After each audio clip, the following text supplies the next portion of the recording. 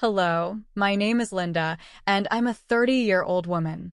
I want to share a recent experience that helped me navigate a difficult time with my husband and his family. This happened a few months ago, and even though things have settled down, I'm still processing the emotions. I believe that talking about it might aid in my healing. Let's rewind to 3 years ago when I made a significant decision to marry my boyfriend, Peter. We met through friends and enjoyed 3 wonderful years together before tying the knot. Peter was fun, caring, and loving. He came from a wealthy family and had a good job, so he often showered me with gifts and affection. We both loved traveling, which strengthened our bond even more. As our relationship grew serious, my friends were happy for us and often praised Peter. Peter was incredibly generous, sometimes to a fault. For example, when I graduated from college, he bought me a new laptop. I felt uneasy about not being able to spend as much as he did. I would say, "Peter, I'm just a college student. I can't match your spending. Let's at least try to split other costs." But Peter insisted on treating me, saying his friends did the same for their partners. Over time, I grew accustomed to it, but I still tried to contribute as much as I could. After I landed a good job, we started sharing expenses more equally and even discussed moving in together. One day, Peter suggested, "You can move in with me. I inherited my house from my grandpa, so there's no need to worry about rent. But we should split other expenses to keep things fair." Although I was uncertain, he reassured me, and we began living together. We agreed to share financial responsibilities fairly, considering our different incomes, and everything seemed to be going well, until I met Peter's family. They lived far away, and since Peter was busy with work, I had to host his parents and sister alone. Peter had warned me that they could be judgmental but didn't go into much detail. He suggested I ignore any hurtful comments. I tried to stay positive, but my optimism quickly faded when they arrived.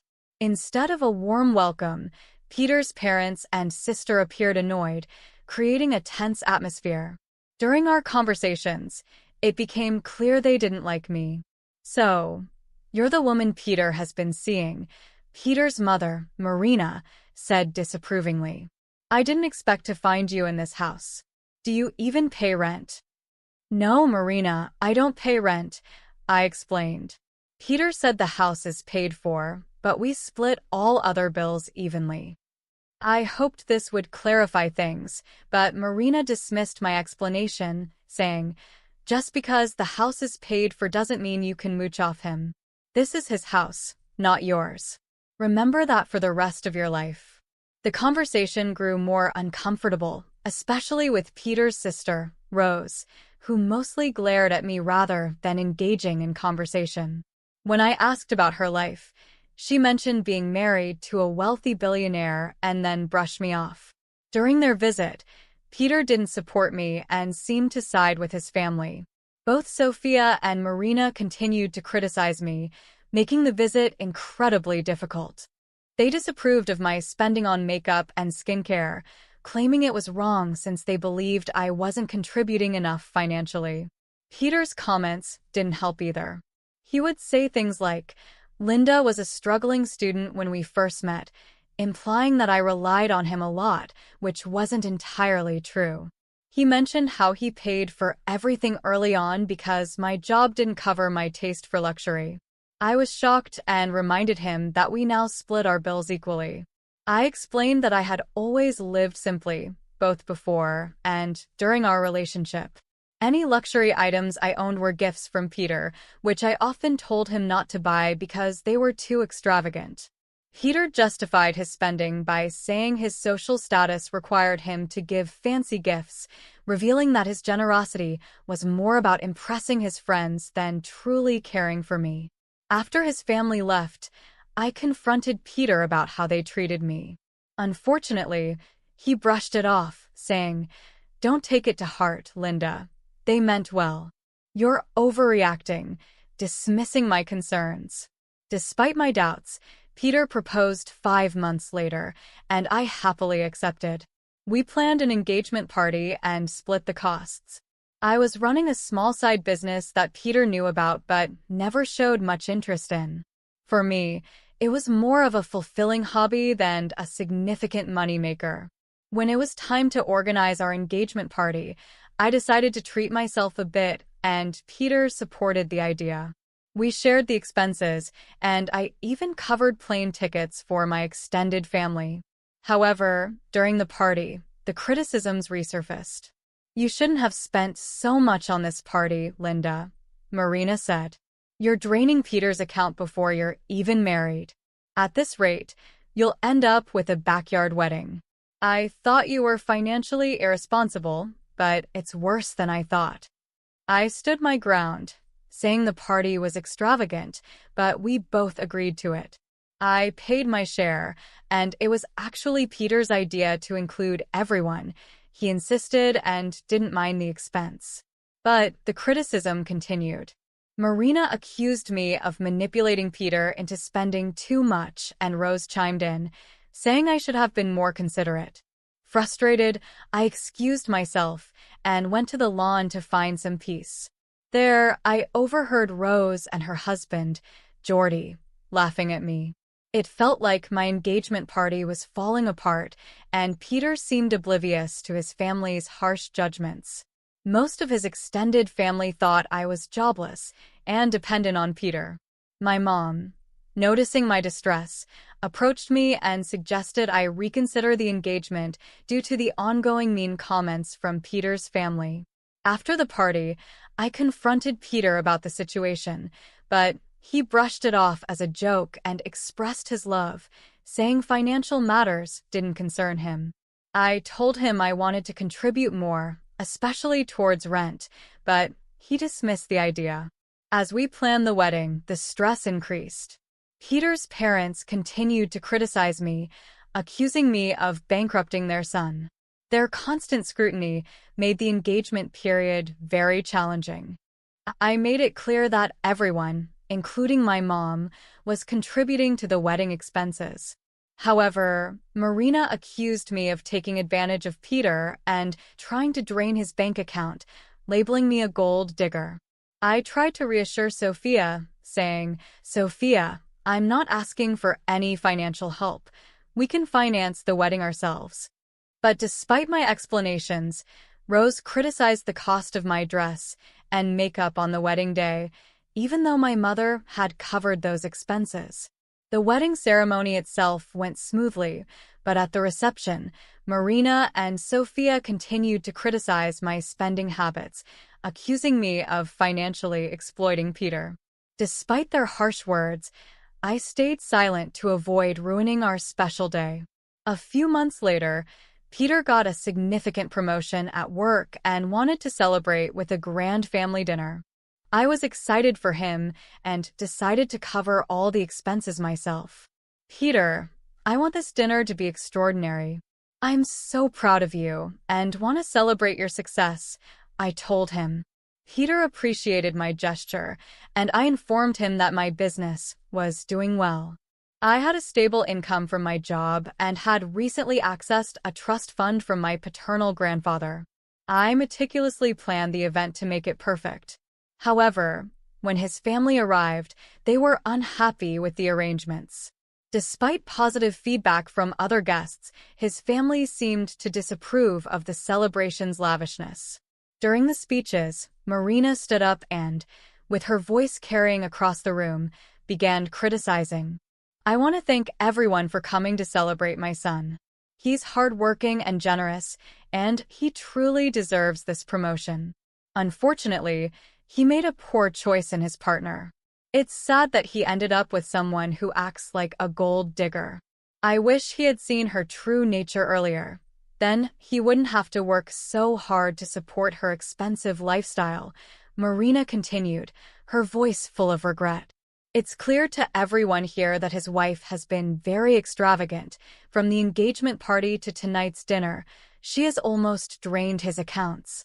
Feeling hurt, I took a deep breath and tried to stay calm. Marina added, Thank goodness we had Linda sign a prenuptial agreement before the wedding.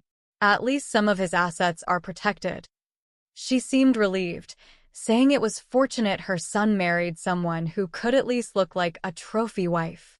Peter agreed with his mother, saying, "I can't even afford to spend money on myself anymore. There's nothing left." He went on to call marrying me a mistake and compared me unfavorably to others. Shocked and frustrated, I finally spoke up.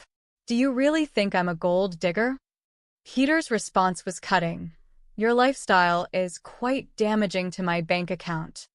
Determined to clear things up, I said, "Since you all think I'm a gold digger, let me show you my bank balance." I revealed my financial independence to everyone present. The room fell silent in disbelief. Marina accused, "Did you steal my son's money?" Peter added suspiciously, "She must have taken it from you." Frustrated but calm, I replied, "I don't need to steal money from your son. This is all from my own efforts. I recently accessed a trust fund from my grandfather, which I plan to use to buy a bigger house for us. However, that now seems unlikely." Despite my explanation, Peter suggested that we could still buy the house, saying, "It'll be a wonderful gift." But I was firm. "This is not happening. Your family has insulted me for too long, and you've never stood up for me. Instead, you've let them spread lies about me." Peter tried to downplay the situation, insisting that I was overreacting, but I stood my ground. "No, I am not overreacting. Everyone here knows what your family has been calling me. They were here when you allowed them to insult me during our engagement party." Finally, I reached my breaking point. I couldn't tolerate the disrespect any longer. "I want a divorce," I said sternly. Peter tried to plead with me, but my mom intervened. "You never defended my daughter. It's time she ends this toxic relationship," she declared.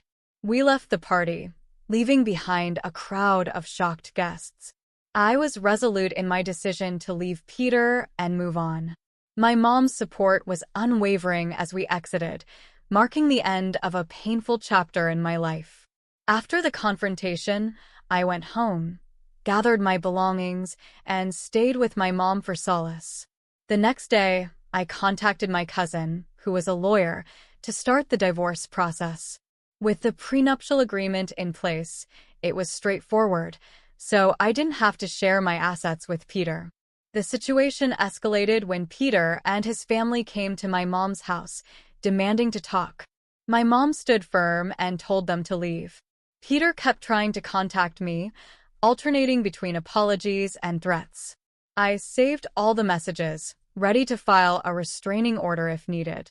My mom's unwavering support gave me strength. Peter even tried to confront me at work, but security escorted him out. I decided to leave my job since my growing business meant I no longer needed it. I resigned that day, ready to move forward. A week later, I served Peter the divorce papers at his workplace. He went to my old office, only to find out I had resigned. My former colleagues said he kept sending flowers and gifts to my mom's house, which we returned. The harassment made me consider relocating, and with my mom's encouragement, I found a new house in the next state, a sanctuary away from my ex. As I awaited the finalization of the divorce, the judge ensured it was smooth, thanks to the prenuptial agreement. During the 5 months of our separation, I focused on healing and preparing for a new chapter in my life. I settled into my new home and changed my number to avoid Peter's messages. I heard that Peter's life was falling apart. He blamed his parents for our breakup and faced setbacks at work. His colleagues distanced themselves, and his superiors were unhappy with the negative publicity. His parents spread infidelity rumors, but they didn't gain traction. In contrast, my life began to flourish. I focused on my business and enjoyed my newfound freedom. I started dating again cautiously, but remained hopeful about finding someone who truly valued me. Though Peter caused me pain, overcoming the challenges made me stronger.